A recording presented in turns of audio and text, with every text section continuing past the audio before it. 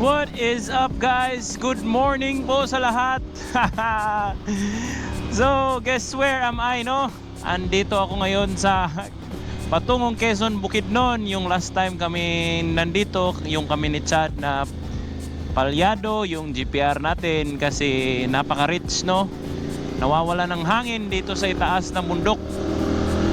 So ngayon, dati sinabi ko na yan talaga yung kahinaan ng mga carb, no? So sa ngayon, nagdala na tayo ng FI. So, ang 450 SR natin na FI, napaka advanced ng kanyang fuel system, no? Kasi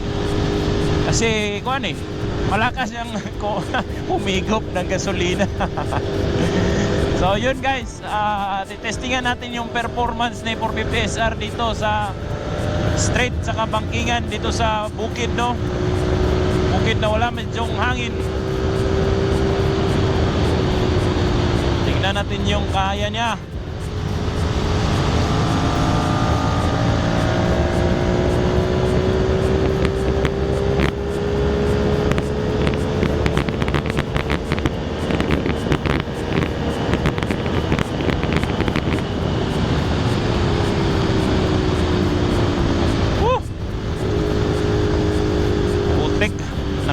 Nakakalula yung speed niya. Yung 140 plus ng GPR natin hindi ito maaabot kahit kailanman.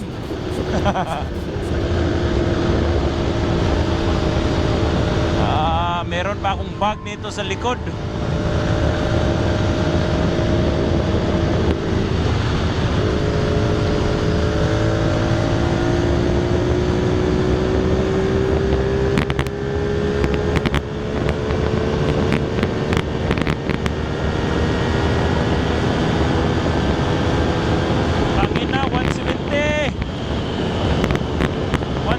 Sa fifth gear guys, utang ina.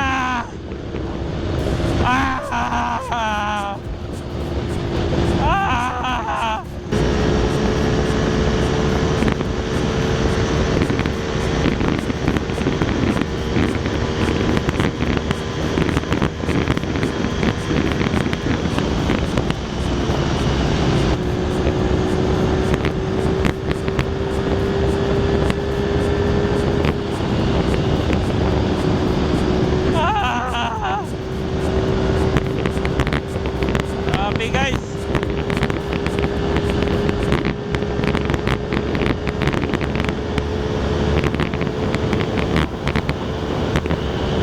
putangin na.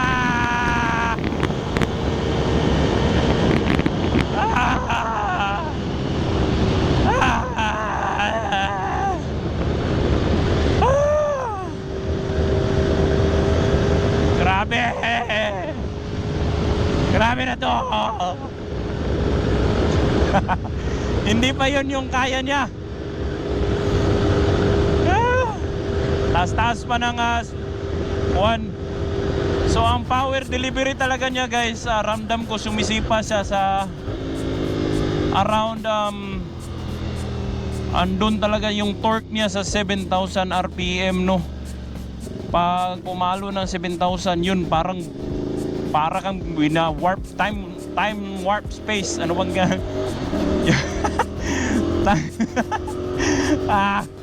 putang ina talaga. Pero guys, take note guys, napaka-stable niya sa high speed. Take my advice guys, tangina, bilhin niyo tong motor na to. Grabe talaga. Kahit almost 180 na po yun, napaka-stable niya guys. Believe me guys, wala ka anong vibration. Yung nag-redline na ako, yung fifth gear ako na almost 180, yun dapat napaka-vibrate na nun. Pero guys, hindi talaga. Wala ka anong vibration talaga sa kahit nasa redline na ako, no? Tangina. Sa kotse lang ako naka-experience ng ganong speed, no? Yung 180, 170. Hindi sa motor. Kasi parang mamamatay ka na talaga pag nasa motor ka. Pero yun, ginawa ko talaga, no? Kasi wala eh. Medyo adrenaline junkie talaga tayo sa buhay, no? So, ang ina. Grabe, ang sarap guys. So, yan. Alam ko yung top speed nito, yung 450 SR talaga sa mga ibang review, no? Sa ibang bansa or dito man galing dito sa Pilipinas, yung doon sa Luzon. Kasi maraming mga unit doon sa Luzon eh.